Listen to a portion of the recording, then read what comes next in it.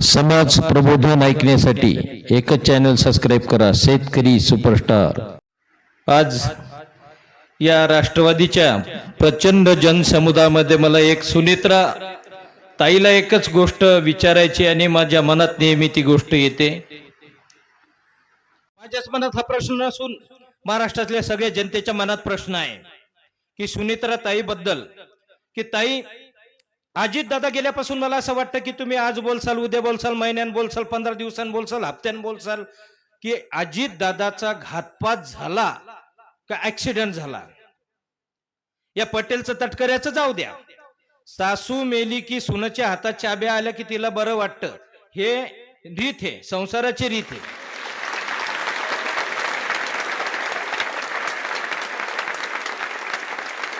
दादाच्या अंत्यविधीची राख शांत होताच शपथविधी घेतला गेला पटेलच्या तटकऱ्याच्या म्हणण्यानुसार। त्याच्यात महाराष्ट्राचा धुरंधर नेता म्हणून शरद पवारांची ख्याती आहे, यायचं मत सुद्धा घेतले गेलं नाही। आपली सुप्रियाताई सुळे, रोहित दादा पवार यायचं सुद्धा काही विचारपूस झाला नाही। ते बिचारे म्हणले काकी दुःखात आहेत, जाऊ द्या, जे केलं ते करू द्या। पण इथे एक गोष्ट झाली, या मला एकच म्हणायचं, मी आज या राष्ट्रवादीच्या कार्यक्रमात मला बोलवलं, बोलण्याची संधी दिली, पण माझ्या हातात माईक आल्यानंतर माझ्या तोंडातून खरंच निघतंय। मी दादा पोलिसाला बोलले होते, तर दादाला पण बोललो होतो। माग सुप्रियाताई म्हणत माझं मटण खाणं माझ्या पांडुरंगाला आवडतं, त्यावेळेस मी ताईला पण चांगलं खडसावलं असं। मी दादा असो का बाई असो, वाळू धुवून वाळू घालत असतो।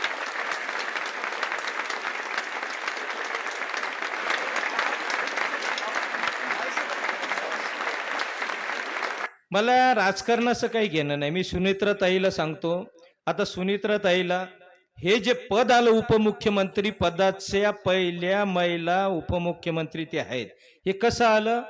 मेहनतीनं नाही, दादाच्या वारसा हक्कानं। दादानं हे पद बक्षीस दिलं।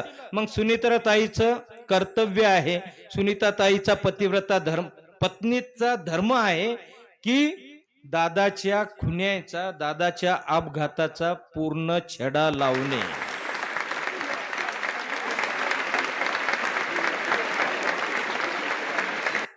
मी तुमच्या पक्षाचा वक्ता नाही, मला काही कोणाचं घेणं नाही। मी सगळ्या पक्षाचा एकमेव कार्यकर्ता आहे, मला राजकारण करायचं नाही। पण रोहित पवार म्हणजे ते तुमचं लेकरू आहे। ते लेकरू या स्टेशनला जातं, त्या स्टेशनला जातं, मरीन लाईनला जातं, तिथं FIR घेतल्या जात नाही, FIR ची नोंद केल्या जात नाही, इन्व्हेस्टिगेशन बरोबर होत नाही। 4-5 आमदार, बरं रोहित पवार काही साधा माणूस नाही, त्याच्या आज्याचे 21 साखर कारखाने। आणि मग जर तशा माणसाच्या काका महाराष्ट्राचा उपमुख्यमंत्री, संजय दत्त सारखा डॅशिंग रोखठोक नेता आणि सगळ्या समाजात चालणारा, बौद्ध समाजात गेल्यानंतर जय भीम म्हणणारा, मुस्लिम समाजात गेल्यानंतर अस्सलामु अलैकुम म्हणणारा, मराठा जातीत गेल्यानंतर रामराम घालणारा असा रोखठोक नेता जर वारल्यानंतर त्याचा तपास लागत नाही, तर आमच्यासारख्या सामान्याचं काय?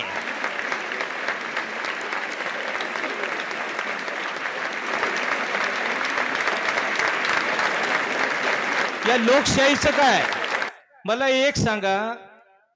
आणि हे दादाच काय? दादा डॅशिंग माणूस असून जर दादाचा असा ऍक्सिडेंट होतो, घातपात होतो, तर फडणवीस साहेब, शिंदे साहेब, मोदीजी, योगीजी, गडकरीजी, अनेक नेते आहे ना, यायचा पण कधीही घातपात होऊ शकतो। त्यानंतर सत्य हे परमेश्वराचं रूप आहे आणि ते समोर आलंच पाहिजे।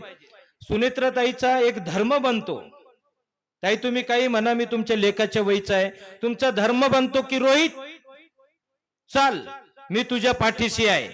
कोणता PI FIR घेत नाही, नोंद करत नाही, इन्व्हेस्टिगेशन बरोबर का होत नाही, तुला कोणती टीम पाहिजे, कोणती CID पाहिजे, असा रोखठोक जिजामातेसारखी तुम्हाला तुमची आवश्यकता रोहित पवारला आहे।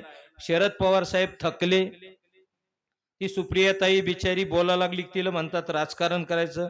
मला काही पैसे देऊन नाही आणलं, मी फक्त बोला लागलो, माझा विषय दुसरा आहे शेतकऱ्याचा। मी अजित दादाला पण पोलिसाला खुर्च्या लावल्यानंतर मी बोललो होतो, आणि सुप्रियाताई सुळेला सुद्धा माझं मटण खाणं परमेश्वराला आवडतं। त्यावेळेस मी बोललो होतो, कुत्ते का खाना कुत्ता खाता। हे मटण खाणारे म्हणतात ना की शेर का खाना शेर खाता, नहीं, शेर क्या खाता, खाली घोष खाता, कुत्ता दोनों भी खाता, रोटी भी खाता, मी असं बोललो होतो।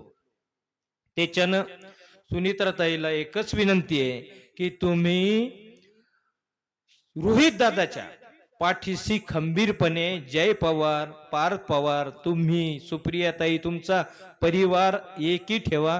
कारण अजित दादा तुमचेच कोणी नव्हते तर मराठी जातीचे रोखोक नेते होते। हे तुम्ही मान्य केलं पाहिजे, हे तुम्ही मान्य केलं पाहिजे। आणि आपण तो नेता गमावला आणि त्या नेत्याला न्याय मिळालाच पाहिजेत अशी मी ताईला विनंती करतो।